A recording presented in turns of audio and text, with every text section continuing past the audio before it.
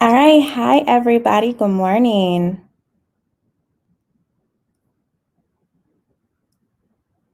I'm getting on live as well.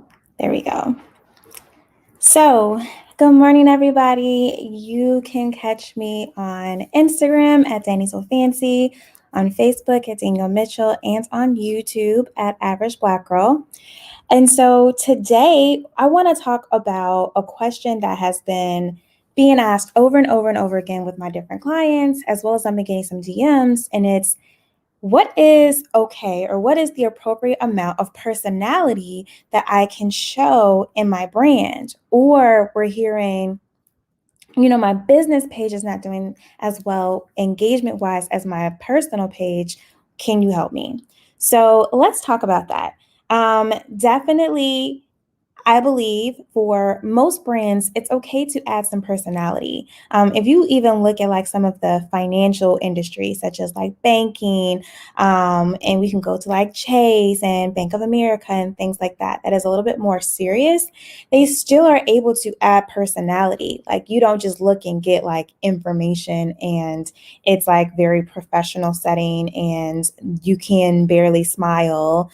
No, they're adding personality. They're bringing in different businesses. And hi, Jessica. Thanks for joining. And so today I want to talk about how you can start branching off, right? So I get it. You don't want to be looked at as unprofessional. That's most people's biggest fear. I don't want to be unprofessional. So, like, what can I do? So, the first thing you can do is start looking at other brands and do some research and figure out what they're doing that you feel is professional, but still showing a personality because there's levels, right? What somebody may think is okay, you may think is completely ridiculous and you would never. So I'm not saying it's a one size fits all, but you start by doing research, start by figuring out what is acceptable, what are people doing okay with. And then you figure out how you can add it to you. What's your personal stuff? What's okay for you? And it's okay that what works for you may not work for someone else. But if you're noticing that you're just not getting that engagement at all, that means that you got to show more of you. And so, let's look at Beyonce's mother, right? Miss Tina Knowles. She does her corny joke day, or yeah, corny joke day. And so that is her showing some personality, but not going too far, right? And so that's completely different than maybe a Cardi B showing her personality. And granted, those are two different industries, two different, people, two different personas, two different even age groups. And so even in those both situations, you can share your personality. I think that a lot of people only look at like the loudest and most popular. And so you're like, oh my gosh, I am not a Cardi personality. I can never do that. And now I can't do anything. And that's not true. That's you comparing someone that you really don't have any business being compared to, right? Unless you're trying to be in that industry, you don't need to compare that way. You can definitely compare in a different way. And that's what I'm here to kind of dive deeper into. And hold that thought. My computer is about to die. So let me go get my charger. Sorry.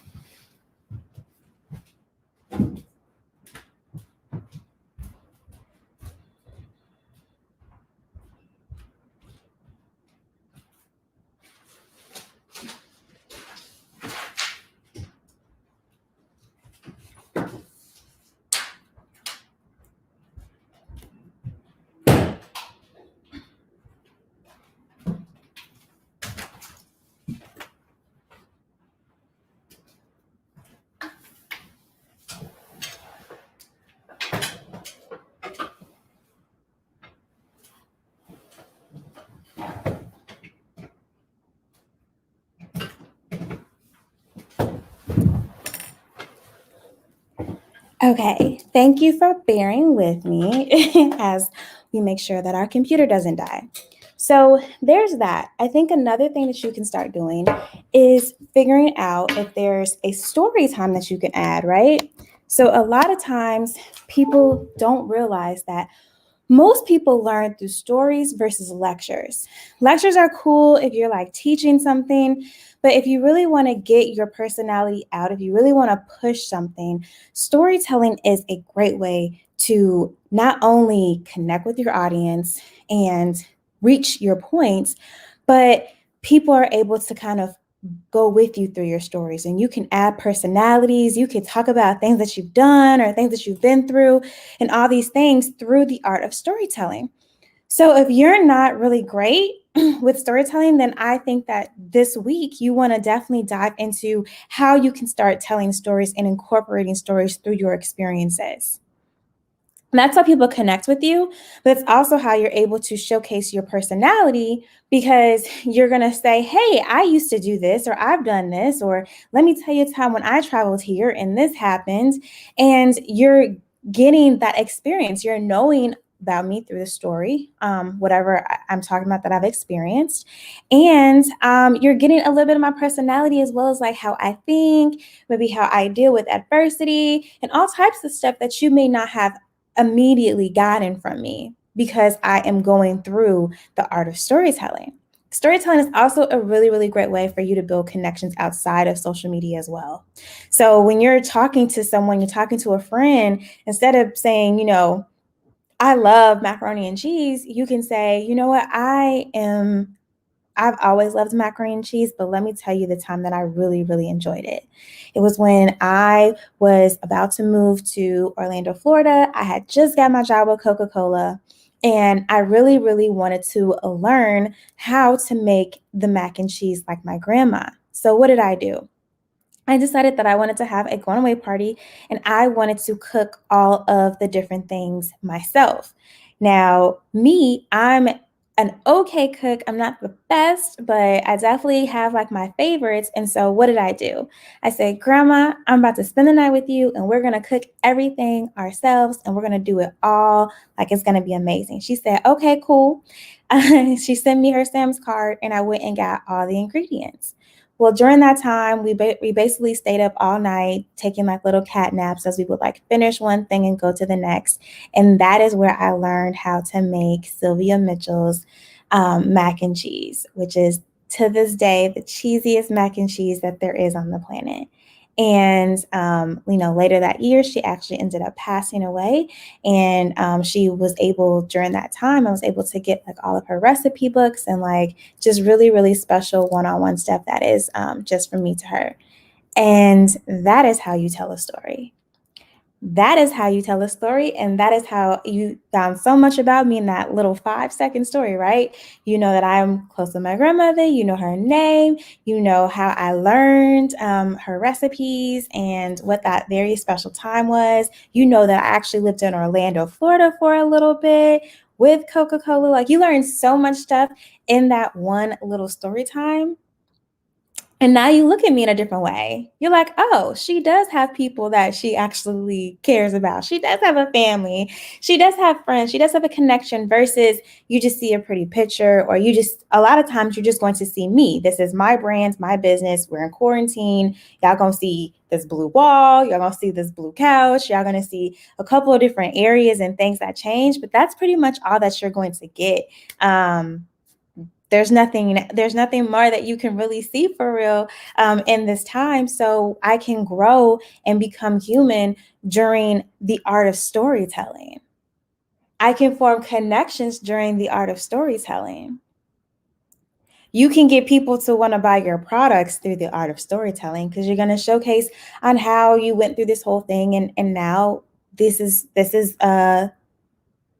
why they need your product. This is why you're good, right? Do you pick up what I'm throwing at you? Do you pick up what I'm throwing at you? Because this is going to help a lot of people. You're not great at storytelling, and therefore people aren't engaged in who you are. And you feel like, oh my God, this is so bad because I don't want to show my personality. And I'm showcasing that this is another way that you can show your personality without having to feel like I'm performative, right? That's another thing. People be like, I don't want to perform. I don't want to put on an act. I don't want to be fake. I don't want to do any of that. So understand what it is that you're okay with. Also understand what you're not okay with. Some people have strict non-negotiables on what they're not okay posting and what they are posting. I need to do better with this on my profile. Yeah. And, just test it out. Try it. Let people know, like, who are you? What do you do? What is the thing that they're going to get from you? And act and break it down like they're 3 years old, or break it down like they've never seen you before, because a lot of people haven't. Or they may see you and know you, but they don't know what you do, right? If I connected with you back in high school and now you're an adult, I may have lost touch and I don't know what school you went to. I definitely don't know what major you had. And I definitely don't know what kind of job you're doing right now. So you got to reintroduce yourself even to people that know you, because just because they know you or know of you doesn't mean that they've been following your whole life story. Doesn't mean that they know where you've been each step of the way. I know for me, I have really bad memory where like I forget my own addresses. I was filling out yesterday this background check so that I could be engaged with Delta Academy, which is the organization for the children, the youth. And they were asking for my last 3 addresses. And like, I forgot one. I had to search like, where did I live? It's just not important anymore in the grand scheme of what's happened over the last 10 years. So no, I don't remember my address. And that's okay. But understand like how I don't remember my address. That's how not engaged I am to a lot of my followers. If you're not in my face, then I really don't know. I really don't. And it's not no shade. It's just that I'm in my own world and my brain decides that that's not important for me to keep up with what each and everybody's doing. That's why Facebook is so great, because we can stay in contact. But even then, there's Facebook knowledge, and then there's people that I actually talk to on the phone knowledge. And that's how majority of the people are. So you gotta, and so now that you know that, you're not annoying when you're reintroducing yourself. You're not annoying when you're reintroducing your products or your services or your programs. No, you're not, because people forgot, or people didn't really take it in. And I had to work on this too. I remember when I first started, some people were like, well, what do you do? What do you do? And I used to get upset because I'm like, what? Are they not hearing me? No, baby, my storytelling skills sucked. I needed to grow that skill. And more showing this is what we're doing. This is what we've done. These are some of our experiences. Go check out my review. Like, that's why I was like, you need to build your review so you can showcase this is what you're doing. Now I started doing all those things that I was doing for other people for myself this year. And so now it's just blown up because people can see, wow, you have 10 books on Amazon. You have like so many more things being made. You have a course. You have these things that you are selling and you're making them for other people. It all clicks now. I understand you're here to help make money on digital products, on online marketing. I get it now. I get it. And it was hard at first, right? And that's where a lot of people are right now. You're having a problem selling because you're having a problem telling your story. And you said it once. You think that you tell the story once, that's it. And you got to tell that story over and over again. You got to reintroduce yourself once a month, maybe even twice a month. You got to keep sharing that you've had these things. It's not that it's annoying. The people that think it's annoying are people that are in tune, and they either think that they've either bought from you, and so they know, or they're your competition, or you're their competition in their minds. That's normally where it's at. You're their competition in your minds, because if you, for the people that I see that go live all the time, at first, when I didn't have time, and I put didn't have time in quotations because you prioritize what works for you, and it's really a mindset shift. Once I decided that this is what I need to do, I need to like do better of being more present, of giving more of me to online, then it wasn't a big deal. It was a minor shift, right? And that's all that really life is. Life is like minor tweakings, but you got to know what to tweak for it to be productive. But it's all about minor tweakings. And when you minorly tweak things, then it switches on and off. Like I've been hearing all year, especially in like the different memberships groups that I'm on, like you need to go live, you need to do this, you need to do that. Now that it's minor tweakings, now I'm finding different groups that actually allow you to go live once a week. You could pay for that process.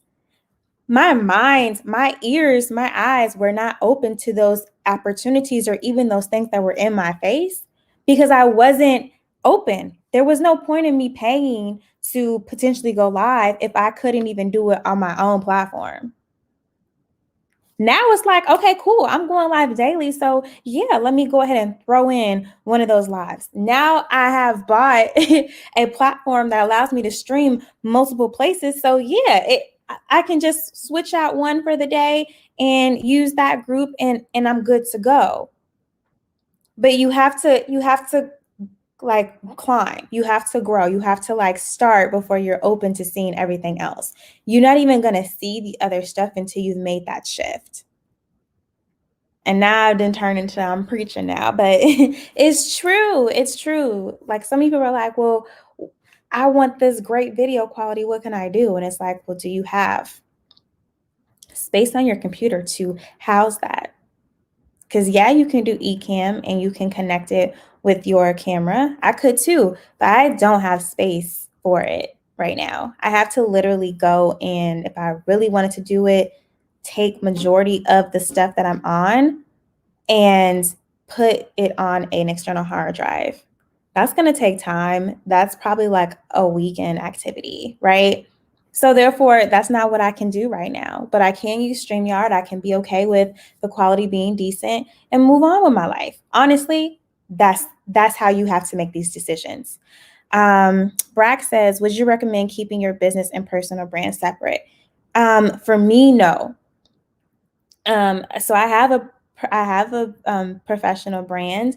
And so, yes, they're separate. And the fact that I want to do more with my Danny So Fancy, my personal brand. Like I want to talk about working out and health and also my brand and other things like that. So yes, in that sense, it is separate. And I actually am in the process of revamping my Daniel A. Mitchell website and where I'm going to have like my planners and workbooks and things on there. And then I'm going to keep the blog and everything on Average Black Girl. So yes, in that sense, but no in the sense that I don't want to share or focus or use my personal brand to talk about my business.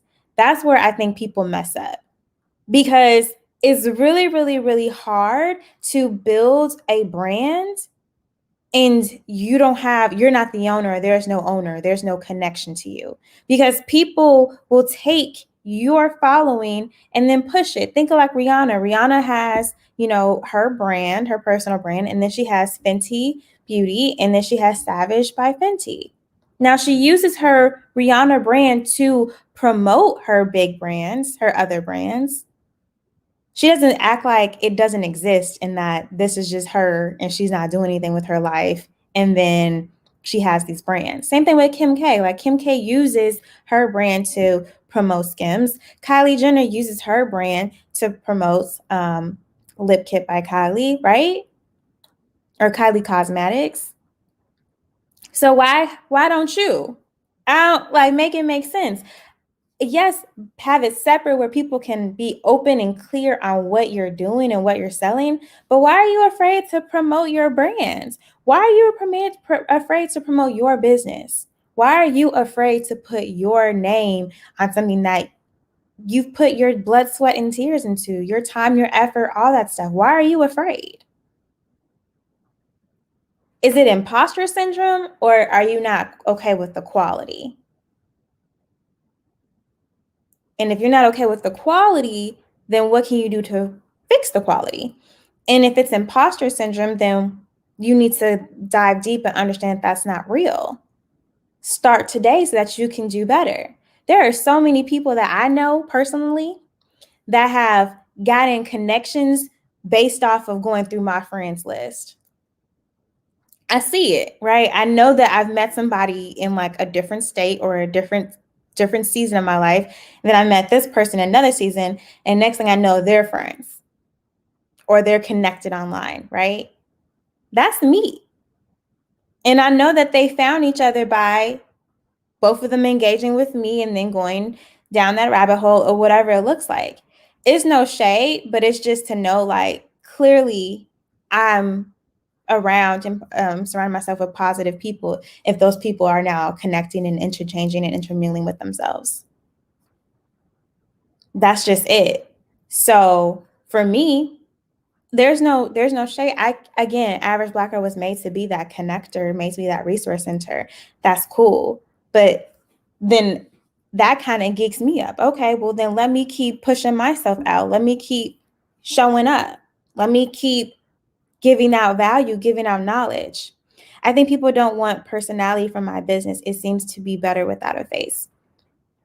I mean, granted, I don't know exactly what your business is, but a lot of times people like learn from something. So you don't have to quote unquote show your face to be on camera. Like you could screen record and they could just know your voice. A lot of like YouTube channels, they are faceless, and you just hear their voice. They still have personality throughout without showcasing their stuff. And I mean, Black Foodie Finder. Okay, I'll look and see afterwards. But with Black Foodie Finder, it may not be your personality, but it may be a personality, right? Personality is like there's jokes or there's a there's a vibe behind it. And so most businesses sim have a vibe, you know? Like look at I would say like the celebrity, not celebrity, but like look at the high-end clothing stores. That's a vibe. That has a personality. You're chic or you feel like you're amazing. There's models twisting and turning around or people dancing or, stuff showcasing a whole mood. That's a personality. It is. So, granted, it maybe you're not the face, but maybe what you're looking for is some personality. I would look and see what that looks like. Wendy's definitely has a personality, especially whoever is running their Twitter account, right? There's no quote unquote face, but they still have a personality. So again, it's not just so formal. Like this is the food, this is what you need. Maybe there's a joke behind it. Maybe there's a facts behind it. Maybe there's something behind it that's bringing it from this is just like a solid page ad or this is a yellow pages for food versus this is a vibe. And so most people, it's easy for the owner to just come on and be the vibe. But if you don't want to be the vibe, that's fine. You can have somebody else be it, or you can find a way to evoke personality without you having to be the face of it.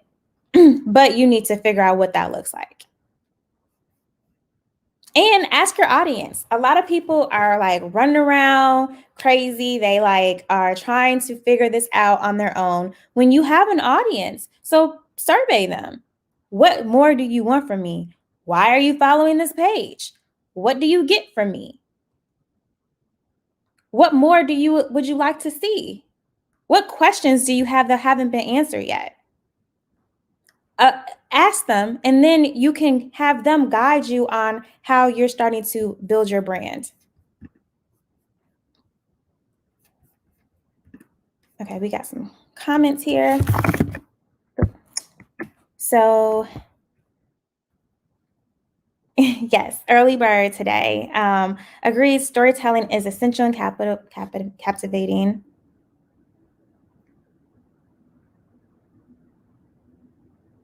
Yes, I'll bring the mac and cheese when there's a potluck. So, okay, your page just hit 48K. So, what are you doing to celebrate it? And how are you celebrating it? You can be behind it. You don't have to be in front of it. Just do a better job of storytelling. I think that doing a storytelling on like how you started would be a great thing, or your top food or how you got into wanting to push food and stuff. I think that that's a great storytelling. What is the why? Storytelling is also great when you are figuring out how to write grants and stuff like that. That's what I found out this year. Storytelling is essential when you're figuring out and people are asking for money. People want to know like the why and the connectivity and things like that. And the best thing about you, if you're doing other people's food, a lot of those brands already have a personality. So you can just kind of evoke and pull from them. But I would love to talk to you more offline, specifically. But this is my time. It is 25 minutes. I've been chatting with you guys, and I have 2 websites to create today that I'm working on, and I got to get just started with my day. But I had so much fun with you guys, and I will see you in the next video tomorrow morning. Bye.